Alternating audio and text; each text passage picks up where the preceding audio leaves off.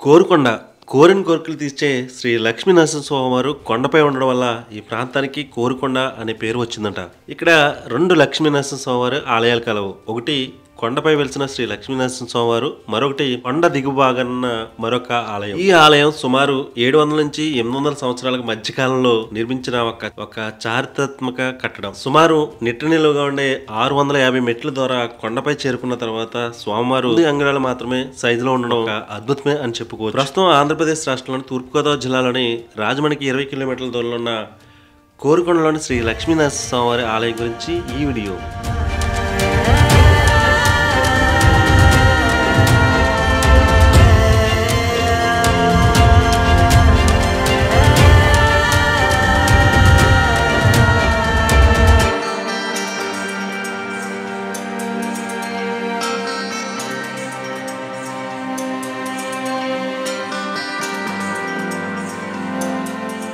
ప్రస్తుతం ఆంధ్రప్రదేశ్ రాష్ట్రంలోని తూర్పుగోదావరి జిల్లాలోని కోరుకొండ అనే ప్లేస్ చూడడానికి వచ్చామండి.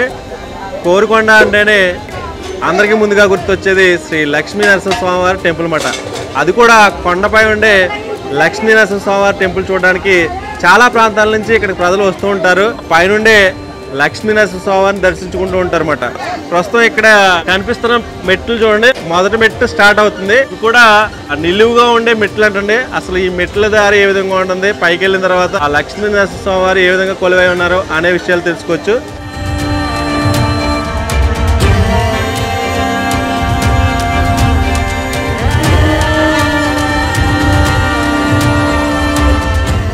ఇది యాక్చువల్గా సుమారు 650-600 మెట్లు అని చెప్తున్నారు. యాక్చువల్గా చాలామంది నిలుగు ఎక్కుతారు కదా, నిలుగు కాకుండా ఒక జెడ్ ఆకారంలో ఎక్కితే అంటే కాళ్ళు ఆగమని అందరూ చెప్తున్నారు అన్నమాట. అంటే చాలామంది మెట్లు స్ట్రైట్గా ఉంటాయి, పైకి ఎక్కి వెళ్ళిపోతూ ఉంటారు కదా, అలా కాకుండా జెడ్ షేప్ ఏ విధంగా ఉండదో ఆ షేప్లో వెళ్తే కనుక కాళ్ళు లాగమని చెప్తున్నారు. అంతర్వేది లక్ష్మీనరసింహస్వామి టెంపుల్ ఏ విధంగా ఫేమస్, అదేవిధంగా కొండపై వెలిసిన శ్రీ లక్ష్మీనరసింహస్వామి వారి ఆలయం చాలా ఫేమస్ అన్నమాట. ఇది కోరుకొండలో ఈ ఊరు చేసుకుని చాలా పుణ్యం అని చెప్పుకోవచ్చు. పైకి వెళ్దాం, పైకి వెళ్ళిన తర్వాత ఏ విధంగా ఉంటుందో టెంపుల్ ఒకసారి చూద్దాం.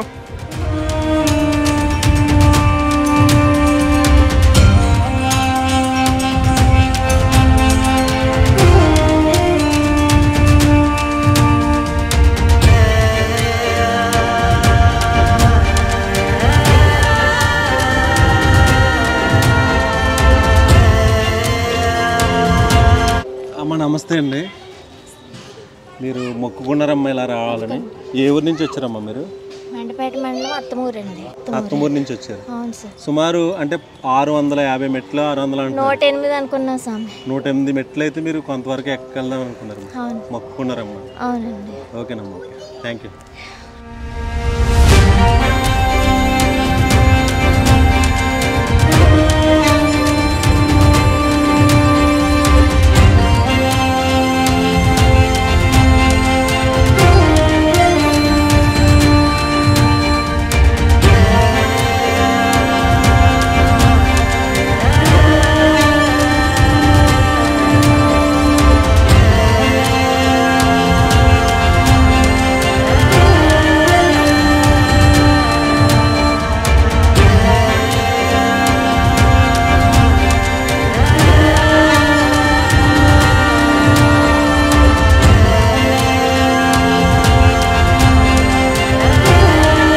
కోరుకొండ లక్ష్మీనరసింహస్వామి ఆలయం ఎవరు కట్టించారు ఏంటి కొన్ని విషయాలు చెప్తారా? మీ పేరు? నా పేరు నరసింహరావు అండి, లోకల్ సీనియర్ జర్నలిస్ట్ని. క్రీస్తకం 1353లో కోరుకొండను రాజధానిగా చేసుకుని పరిపాలిస్తున్నటువంటి ముమ్మడి నాయకుడు ఈ ఆలయాన్ని నిర్మాణం చేశారు. ఈయన కాకతీయులకు సామంతుడిగా ఉండేవారు. ఈయన కోరుకొండ రాజధానిగా చేసుకుని నెల్లూరు బార్డర్ వరకు, ఇటువైపు ఒరిస్సా బార్డర్ వరకు కూడా ఆయన రాజ్య పరిధిలో ఉండేది. ఈ విషయాలన్నీ కూడా కొండ మీద ఉన్నటువంటి శిలాశాసనం ద్వారా ఈనాటికి కూడా మనకు ఆ విషయాలు తెలుస్తాయి. దీనికి సంబంధించి రాగిరేకులు కూడా శ్రీరంగం ఆలయంలో భద్రపరిచారు. అందువలన ఈ ఆలయం చాలా పవర్ఫుల్. అప్పుడు వేలాది ఎకరాలు రాశాడు ఆయన. చివరికి 1600 ఎకరాలు ఉంటే అవి కూడా అన్యక్రాంతం అయిపోయినాయి. వాటిని గవర్నమెంట్ ఆపింది. చాలా ధనికమైనటువంటి ఆలయం. తిరుపతి ఆలయానికి కూడా ఇక్కడి నుంచి అమౌంట్ వెళ్ళేది ఒకప్పుడు. ఈరోజు దాతల మీద ఆధారపడి ఆలయం యొక్క మెయింటెనెన్స్ చేయవలసి వస్తుంది. ప్రజెంట్ అయితే అన్నవరం దేవస్థానం అడాప్షన్లో ఉంది. కానీ ఈ కొండ ఎక్కి స్వామివారిని కోరుకుంటే కోరికలు నెరవేరుతాయి అనేది భక్తుల విశ్వాసం, అది వాస్తవం కూడా. ఇంత పెద్ద కొండ మీద ఆయన కేవలం 6 అంగుళాలు వైశాల్యంతో స్వామివారు మనకు దర్శనం ఇస్తారో అది ఇక్కడ ఉన్నటువంటి అద్భుతం. అదేవిధంగా ఆలయం ఇంచుమించు అప్పుడు ఒక 10 సంవత్సరాలను పట్టి ఉంటుంది ఆలయం నిర్మాణం చేయడానికి. ఎందుకంటే ఇది కొండ మీద నిర్మాణం చేయాలా, మనిషి ఎక్కడమే కష్టం. అలాంటిది అంత మెటీరియల్ కొండ మీదకి వెళ్ళి అద్భుతమైనటువంటి రామాయణాన్ని వరుసగా చెక్కడం అనేది చాలా అరుదైన ఆలయం. ఇది బహుశా దేశంలోనే ఎలాంటి ఆలయం ఉండకపోవచ్చు. ఇది పురావస్తు శాఖ యొక్క పరిధిలో ఉంది. మరింత అభివృద్ధి చేయడం కోసం స్థానికులు కూడా చాలా కృషి చేస్తున్నారు.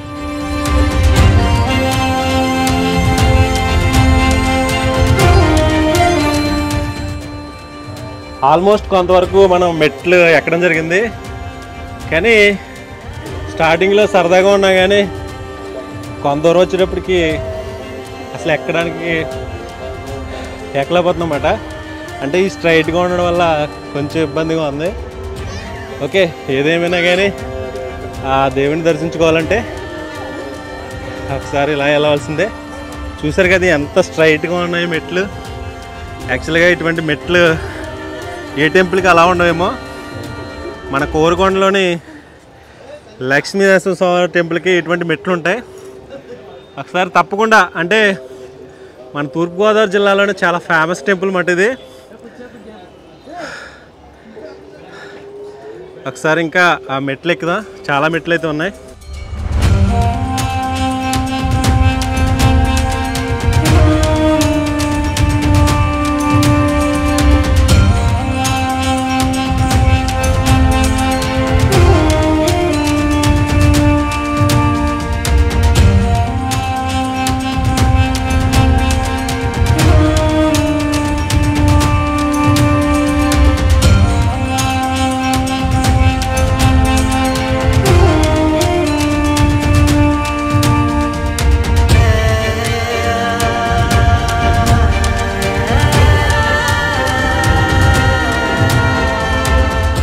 ఎక్కడి నుంచి వచ్చారు స్వామి?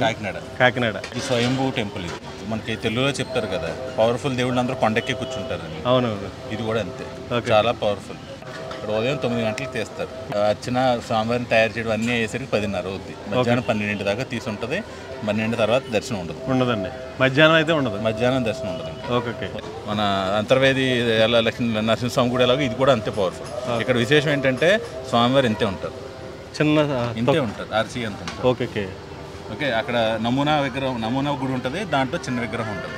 ఈ తర్వాత పెద్ద విగ్రహం చేసి దాన్ని స్థాపించారు. కానీ అసలు ఒరిజినల్గా అయితే స్వయంభూ అయితే మాత్రం స్వామివారిది ఇంతే విగ్రహం ఉంటుంది. అది చూడకుండా అందరూ పెద్ద విగ్రహం చూసి వెళ్ళిపోతారు. అంతే 9 అంగుళాలు ఉంటారు.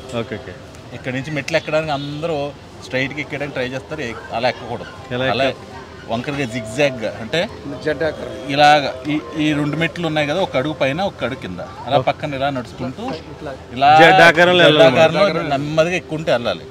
అలా స్ట్రైట్ గా ఎక్కితే అక్కడ మధ్యలో మండపం ఉంది, అక్కడితో ఆగిపోతారు. స్లోగా ఎక్కాలి ఇది. ఎన్ని మెట్లు ఉంటాయి అన్నారు? 600 మెట్లు. మధ్యలో 500 మెట్లు ఒక సింబల్ ఉంటుంది. మండపం దాటిన తర్వాత 500 కుడివైపు ఉంటుంది అక్కడ. దాని ముందు మండపం దగ్గర ఖచ్చితంగా అందరూ కూర్చోవాలి. అక్కడ కూర్చున్న తర్వాత పైకి వెళ్ళాలి దర్శనం. ఓకే స్వామి, థ్యాంక్ యూ. ఫ్రీ దర్శనమే, అందరూ బ్రహ్మాండం. కాకపోతే గుడి డెవలప్మెంట్ కోసం ఎవరి కాళ్ళు కమ్యూనల్గా, అంటే అందరూ తలో చేసుకుని డెవలప్ చేసుకుంటే మంచిది అనేది నా ఉద్దేశం. Okay, thank you sir.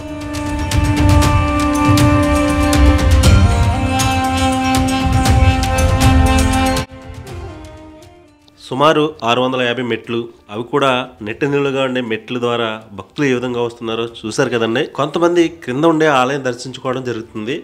మరి కొంతమంది ఎలాగైనా పైకెక్కి స్వామివారిని దర్శించాలని కోరికతో చాలామంది వస్తూ ఉంటారు. కానీ చాలా కష్టంగా మాత్రం ఉంటుంది. మనం చాలా వరకు మెట్లు ఎక్కి పైకి వచ్చేసామండి. అవకాశం ఉన్న వాళ్ళు మాత్రం ఒకసారి పైకి ఎక్కి చూడడం మాత్రం మర్చిపోకండి. పైన ఆలయం ఏ విధంగా ఉంటుందో ఇప్పుడు చూద్దామండి.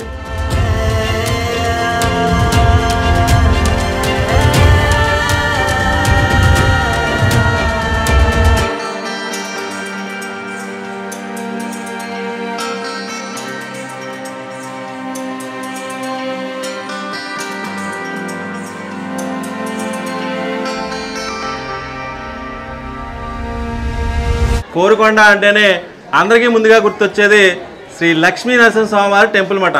అది కూడా కొండపై వెలిసిన శ్రీ లక్ష్మీనరసింహస్వామి ఆలయాన్ని దర్శించుకోవడానికి సుమారు 600 మెట్లు అయితే మనం ఎక్కి మెట్ల ద్వారా పైకి వచ్చిన తర్వాత మొదటగా ఒక గాలిగోపురం మొదలవుతుందండి. ఇదే స్వామివారి గాలిగోపురం.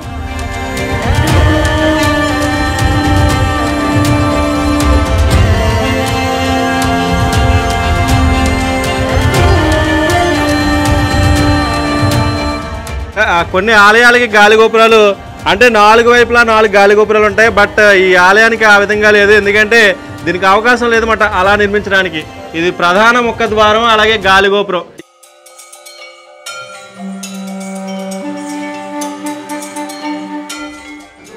గాలిగోపురం దాటిన తర్వాత మనకి ఆలయం అయితే ఈ విధంగా కనిపిస్తుంది. మొదట్లోనే ఆలయానికి ఎదుర్కోకుండా ఒక ధ్వజస్తంభం కనిపిస్తుంది. ఇది శ్రీ లక్ష్మీనరసింహస్వామి వారి యొక్క ఆలయానికి ఎదురుగా ఉన్న ఆ ధ్వజస్తంభం అన్నమాట. ఈ ధ్వజస్తంభం కూడా ఏ విధంగా ఉందో చూడండి. అంటే మిగతా ఆలయాలకి ఈ ఆలయాలకి ఏదైనా డిఫరెన్స్ ఉందేమో మీరు ఒకసారి ఈ ధ్వజస్తంభం చూస్తేనే మీకు అర్థమవుతుంది.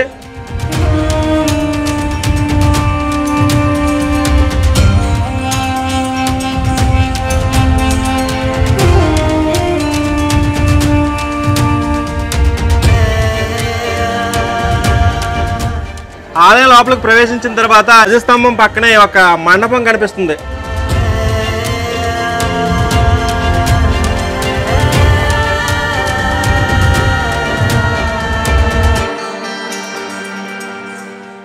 ఇది కూడా సుమారు అంటే 6 కాళ్ళ మండపం.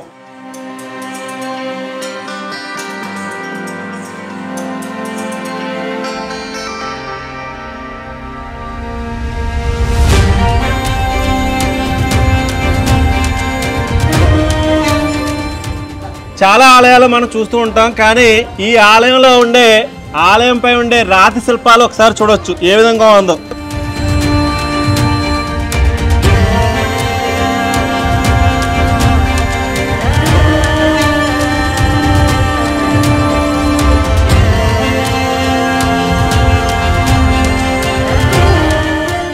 అంటే ఒక స్టోన్ పైన ఇంకో స్టోన్, ఇంకో స్టోన్ పైన ఇంకో స్టోన్, ఆ విధంగా ఈ డిజైన్ కూడా చాలా డిఫరెంట్గా ఉంది. అంటే ప్రస్తుత కాలంలో ఇటువంటి ఆలయాలు నిర్మించడం చాలా అరుదుగా ఉంటాయి, కానీ కొన్ని వందల సంవత్సరాల క్రితం ఆలయాలు ఏ విధంగా నిర్మించారో ఈ ఆలయం చూస్తేనే మనకు అర్థమైపోతుంది.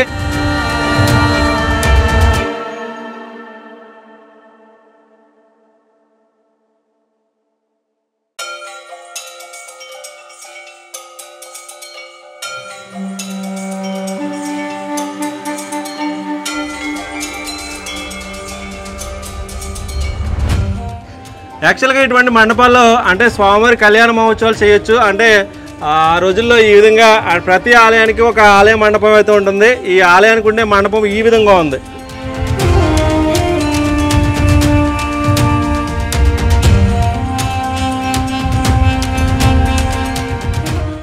చూసారు కదా, ఇక్కడ నుంచి చూస్తుంటే రాజమండ్రి చుట్టుపక్కల ఏరియా అంతా మొత్తం ఏరియల్ వ్యూ అయితే కనిపిస్తుంది. ఇదంతా దగ్గరగా ఉండే గ్రామం అంతా కోరుకొండ విలేజే. యాక్చువల్గా చూడడానికి చాలా బ్యూటిఫుల్గా కనిపిస్తుంది. ఇక్కడ నుంచి చూస్తుంటే మొత్తం రాజమండ్రి చుట్టుపక్కల ఏరియా అంతా మొత్తం కనిపిస్తుంది. అంటే చాలామంది పర్యాటకులు ఈ ప్రాంతాన్ని దర్శించడానికి ప్రధాన కారణం ఏంటంటే ఆలయం కొండపై ఉండడం, అలాగే అరుదుగా ఉండే దేవాలయాల్లో ఇటువంటి ఆలయం అన్నమాట. ఒకసారి ఇక్కడ ఉండే ఏరియా ఒకసారి ఏ విధంగా లొకేషన్ ఏ విధంగా ఉందో ఒకసారి చూడండి.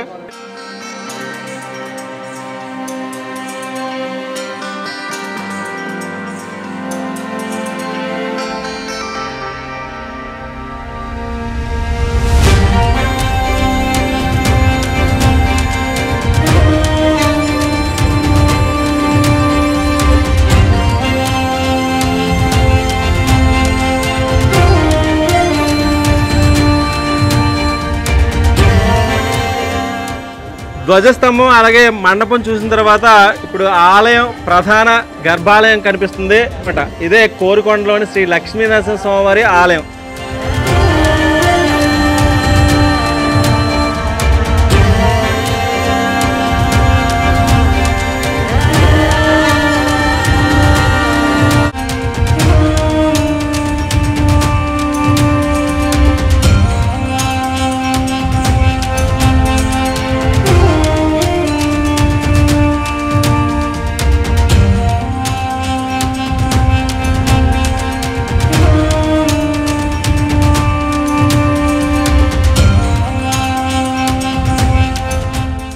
ఇక్కడ ఆలయంపై ఉండే రాతి శిల్పాలు చూడొచ్చు. అంటే ప్రస్తుత కాలంలో ఏ ఆలయం నిర్మించినా కానీ ఇటువంటి శిల్పాలు కానీ అద్భుతమైన శిల్పాలు ఎవరు చెక్కలేరన్నమాట.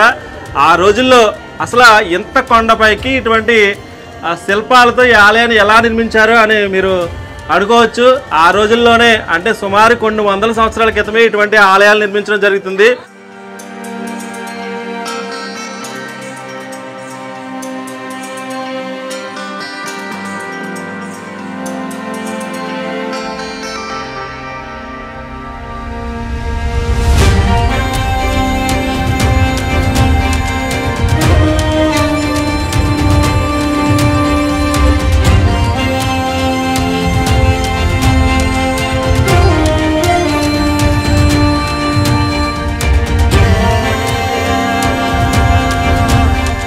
అంటే ప్రతి శిల్పం కూడా మీరు అబ్జర్వ్ చేయొచ్చు. అంటే మనం ఈ శిల్పాలు ఏంటో దీని గురించి పూర్తిగా అయితే సమాచారం అయితే మీరు చూసి సేకరించవచ్చు. యాక్చువల్గా దీని గురించి సంబంధించిన హిస్టరీ అయితే లోపల పంతులు గారు ఉంటారు. అసలు ఈ ఆలయాన్ని ఎవరు కట్టించారు, అసలు ఇంత కొండపైన ఇంత ఎత్తైన కొండపైన ఆలయాన్ని ఏ విధంగా నిర్మించారు అని తెలుసుకోవాలంటే లోపల పంతులు గారు ఉంటే ఆయన అడిగి కొన్ని విషయాలు తెలుసుకోవచ్చు.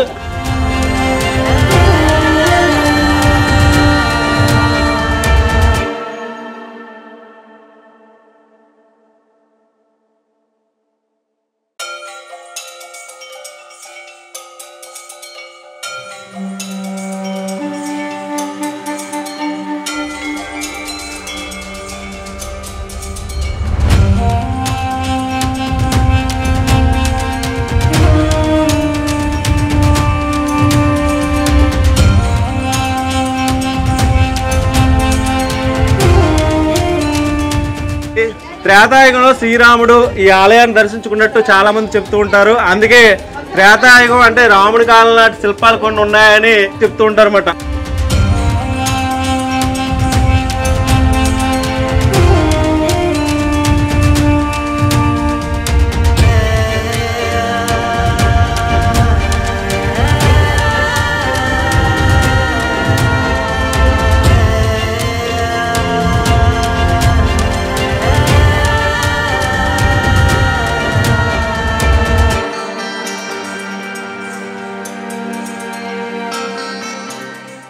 మహాభారతంలో పాండవులు కూడా ఈ ఆలయాన్ని దర్శించుకున్నట్లు చాలా శిలాశాసనాలు చెప్తూ ఉంటాయి. ఎందుకంటే ఇక్కడ దగ్గరలోనే పాండవుల మెట్ట, పాండవుల కొండ అనే ప్లేస్ కూడా దగ్గరే ఉంటుందంట. అది కూడా ఈ ఆలయం దర్శించిన తర్వాత పాండవుల మెట్ట, పాండవుల కొండ ఏ విధంగా ఉందో అది కూడా చూద్దామండి. చూసే ముందు ఈ ఆలయంపై ఉండే శిల్పాలు మీరు చూడొచ్చు. ఇంత అద్భుతమైన శిల్పాలు ఎక్కడా కానీ అంటే ఇప్పటి వరకు మీకు చాలా ఆలయాలు చూపించడం జరిగింది. రేర్ మాట ఎంత అద్భుతమైన శిల్పాలు ఏ ఆలయంపై ఉండవన్నమాట. ఒకసారి ఈ ఆలయంపై ఉండే ప్రతి శిల్పం కూడా అణువణువు మీరు అబ్జర్వ్ చేయొచ్చు.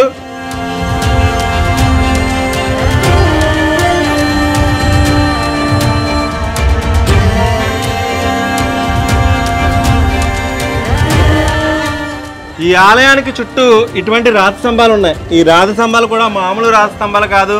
ఈ రాతి స్తంభాలపై ఉండే శిల్పాలు కూడా మీరు ఒకసారి అబ్జర్వ్ చేయొచ్చు ఏ విధంగా ఉందో.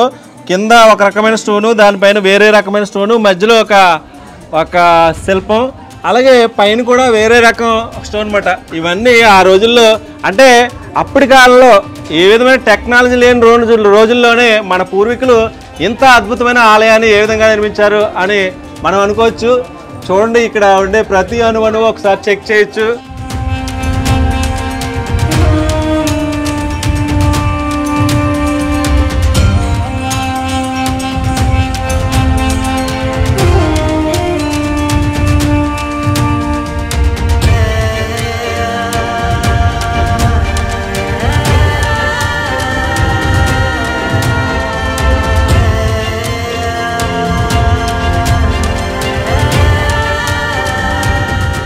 చాలా అద్భుతంగా ఉందండి. కొండపైకి వచ్చిన తర్వాత ఆలయం చుట్టుపక్కల ఉండే లొకేషన్ చూస్తుంటే చాలా అద్భుతమైన ఆలయం అని చెప్పొచ్చు. ఎందుకంటే ఇటువంటి అద్భుతమైన ఆలయాలు చాలా రేర్గా ఉంటాయి. మనకి ఇక్కడి నుంచి చూస్తుంటే అక్కడక్కడ అంటే రాజమండ్రి చుట్టుపక్కల ఏరియాలు ఉండే చిన్న చిన్న కొండలు, అటు సైడ్ ఉండే వరి పొలాలు కావచ్చు, చాలా అద్భుతమైన కట్టడం అని చెప్పొచ్చు.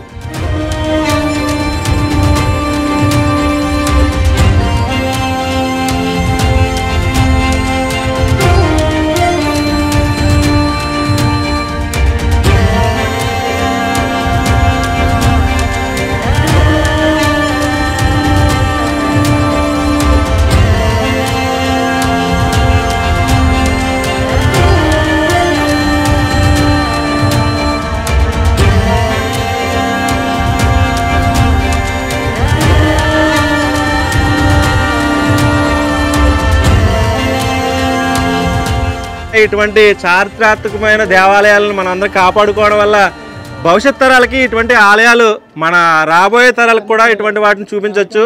ఎందుకంటే ఇటువంటి ఆలయాలు నిర్మించడం మానవ మాతృల వల్ల కాదన్నమాట. ఆ రోజుల్లో ఈ విధంగా నిర్మించారంటే మన పూర్వీకులు చాలా గ్రేట్ అన్నమాట. ఇది కోరుకొండలోని శ్రీ లక్ష్మీ నరసింహస్వామివారి ఆలయం.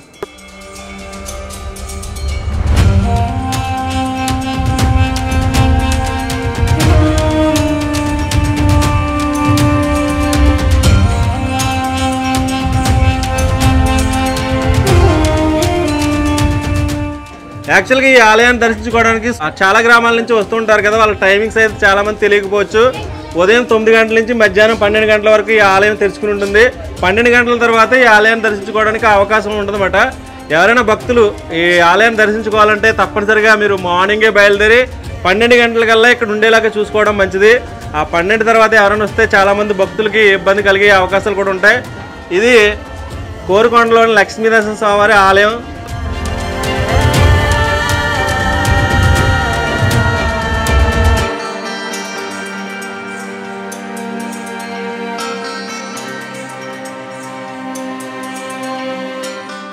చాలా మంది భక్తులు ఈ ప్లేస్కి వచ్చారన్నమాట. ఈ ఆలయం ఈ క్యూ ద్వారా అవతలకి వెళ్ళిన తర్వాత లోపల స్వామివారి కొలువై ఉంటారు. యాక్చువల్గా ప్రతి ఆలయంలోనే లక్ష్మీనరసింహ స్వామివారు కొంచెం పెద్ద సైజులో ఉంటారు, కానీ ఇక్కడ ఉండే ఆలయంలో స్వామివారు 9 అంగుళాల సైజులో మాత్రమే ఉంటారు. అంటే చిన్న వేలు సైజు మాత్రమే ఉంటుందన్నమాట. అంటే అంత చిన్న సైజులో ఉండే ఆ స్వామివారు ఎక్కడా ఉండవు అన్నమాట. ప్రపంచంలోనే అతి చిన్నదైన లక్ష్మీ నరసింహ స్వామివారి ఆలయం ఈ ఆలయంలోనే ఉంటుంది. ఇలా లోపలికి వెళ్ళిన తర్వాత స్వామివారు ఉంటారు. ఆ ప్లేస్ కూడా చూద్దాం. యాక్చువల్గా గర్భాలయాలు తీయడం చాలామంది బయట పెట్టడం అటువంటి మన టెంపుల్కి అంత మంచిది కాదు. అందుకే లోపల స్వామివారు ఏ విధంగా ఉంటారు అనేది మీకు చూపించట్లేదు. బయట ఉండే లొకేషను, బయట ఉండే భక్తులు, బయట ఉండే శిల్పాలు, ఈ టెంపుల్ ఏ విధంగా ఉందో బయట నుంచే చూద్దామండి.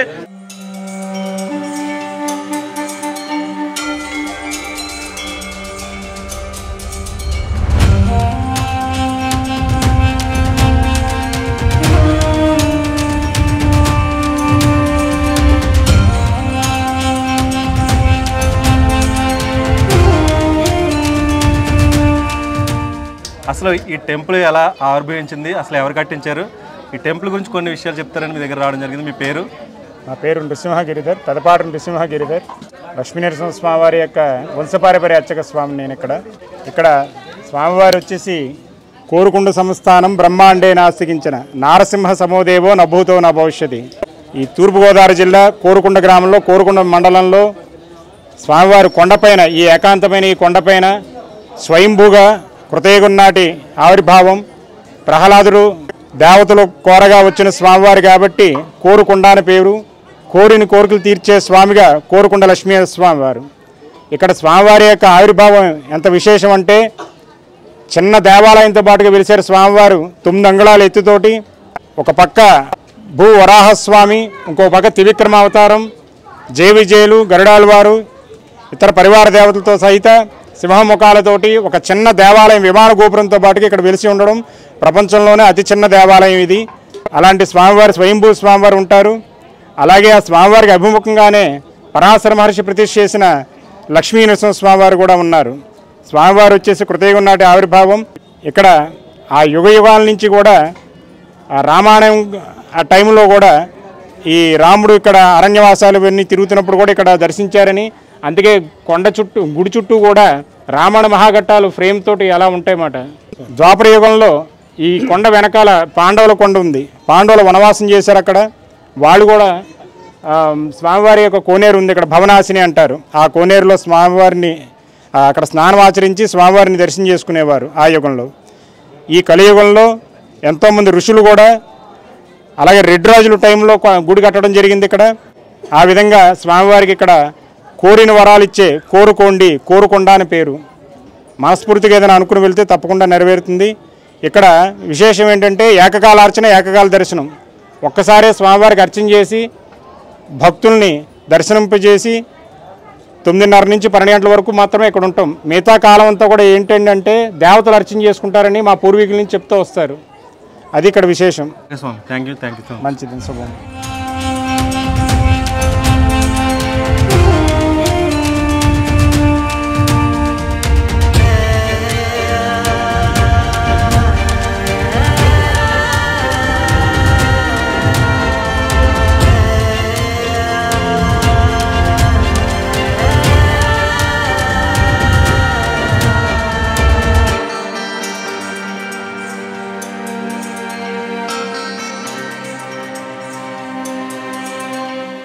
సుమారు 600 మెట్లు ఎక్కి ఇక్కడ ఉండడానికి అయితే సరైన ఫెసిలిటీస్ లేవు. ఎందుకంటే కొండ ఓన్లీ కొండపై ఉండే దేవాలయం రేరుగా ఉంటుంది. ఇక్కడ ఉండే స్థలం కూడా తక్కువగా ఉండడం వల్ల అంటే ఫెసిలిటీస్ కల్పించడానికి అవకాశం లేనట్టుంది. లేకపోతే చాలామంది భక్తులు ఈ ప్లేస్కి రావడానికి అవకాశం ఉంటుంది. ఇంకా భవిష్యత్తులో ఈ ఆలయం ఇంకా బాగా డెవలప్ అవ్వాలని మనం అందరం ఆశిద్దాం. ఇదే కోరుకొండలోని లక్ష్మీ నరసింహస్వామివారి ఆలయం.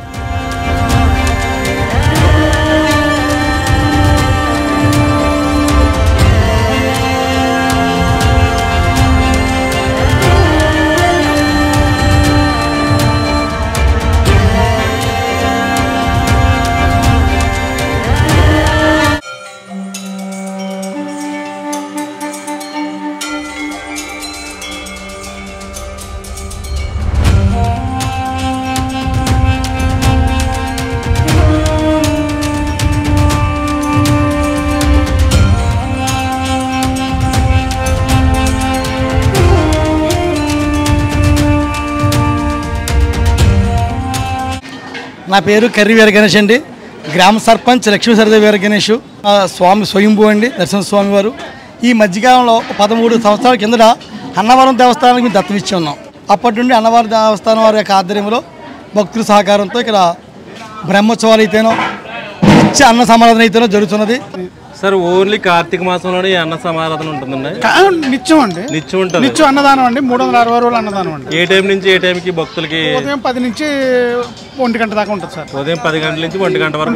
1 గంట దాకా ఉంటుంది సార్. ఇప్పుడు కళ్యాణ మహోత్సవాలు, తీర్థ మహోత్సవాలు జరుగుతాయి కదా, ఈ స్వామివారికి ఎప్పుడెప్పుడు ఉంటాయి ఆ డేట్లు ఐడియా ఉంటుందని మీకు? ఏ నెలలో జరుగుతాయని? ప్రతి సంవత్సరం మార్చిలోనే ఉంటుంది తీర్థం. ప్రతి సంవత్సరం జరుగుతూ ఉంటుంది. డేట్ మారుతాయి. మార్చి నెలలోనే కంపల్సరీ మార్చిలో జరుగుతూ ఉంటుంది.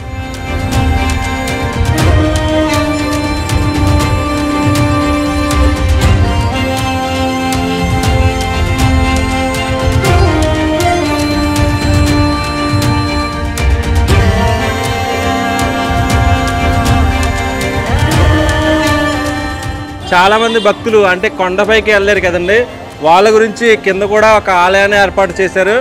ఇది కిందుండే శ్రీ లక్ష్మీనరసింహస్వామివారి ఆలయం. గాలిగోపురం దాటిన తర్వాత ధ్వజస్తంభం కనిపిస్తుంది. ధ్వజస్తంభం లోపలికి వెళ్తే స్వామివారి కొలువై ఉండే ప్లేస్ కూడా కనిపిస్తుంది.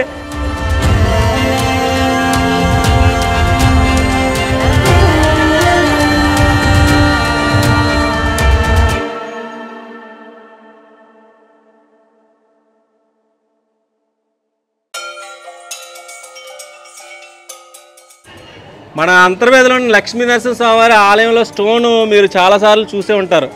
ఆ స్టోన్ ఉండే ఏ విధంగా ఉందో అదే విధమైన పురాతన కాలం నాటి ఒక స్టోన్ ఇక్కడ కనిపిస్తుంది. చూసారు కదా, అంటే మన ఆలయంలోని ఇక్కడ కోరుకొండ ఆలయంలోని ఇక రాతి శిల్ప అంటే ఈ రాయి కూడా అబ్జర్వ్ చేయొచ్చు ఏ విధంగా ఉందో. అంటే ఈ అరుదుగా కనిపించే ఒక రకమైన స్టోన్తో తయారు చేస్తారన్నమాట. ఇటువంటి రాళ్లతో దేవాలయాలు మాత్రమే నిర్మిస్తూ ఉంటారు. ఒకసారి ఈ ఆలయానికి ఉపయోగించిన రాతి ఈ రాళ్ళు ఏ విధంగా ఉన్నాయో ఒకసారి చూద్దామండి.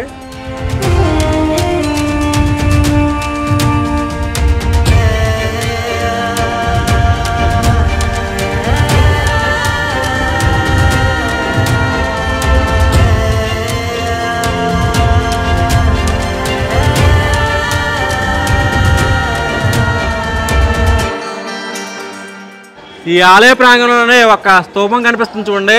యాక్చువల్గా ఇటువంటి స్తూపాలు ఉండే ప్రాంతాలు కొన్ని, అంటే ఇటువంటి స్తూపాలు ఉండే రాష్ట్రాలు సుమారు 61 ఉన్నాయంటే ఆంధ్రప్రదేశ్లో 61, తమిళనాడులో 7, కర్ణాటకలో 1. ఇలా అంటే ఇటువంటి స్తూపాలు ఉండే ప్లేస్లో అరుదుగా ఉంటాయన్నమాట.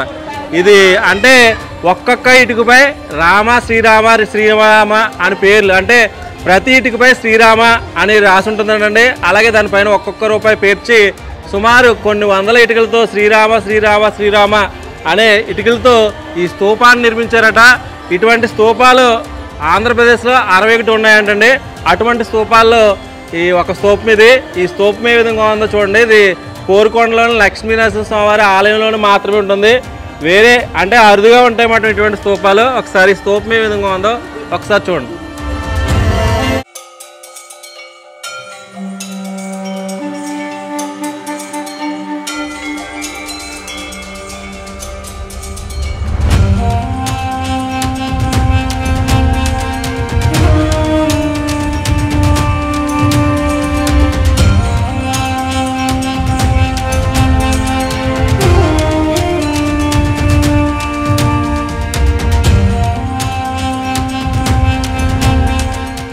ఈ రథం ఉంది కదండి, అంటే స్వామివారిని ఆలయం ప్రాంగణంలోనే తిప్పడానికి ఉపయోగించే రథం అంటండి. అది పెద్ద రథం అయితే బయట ఉందంట. అంటే తీర్థ మహోత్సవాల కార్యక్రమాల్లో పెద్ద రథం అయితే ఊరేగింపు ఉంటుంది. ఈ స్వామివారి రథం ఏ విధంగా ఉందో ఒకసారి చూడండి.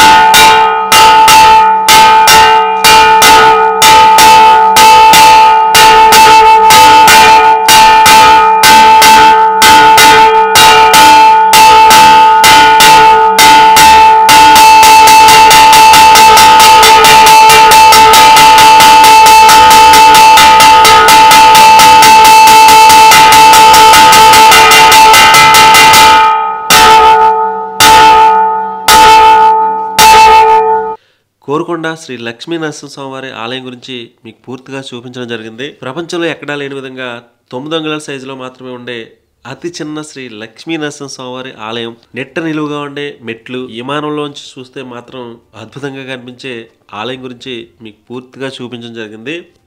ఈ వీడియో మీకు నచ్చిందని ఆస్తున్నాను. Thank you so much.